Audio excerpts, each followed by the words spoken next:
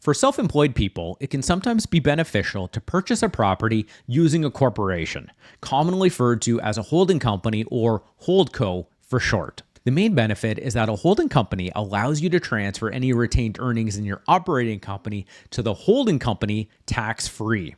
This money can then be used for investment purposes and allows you to start with a much larger pool of money than you would have if you paid it out, say via dividend, paid personal income tax on it, and then did the investing.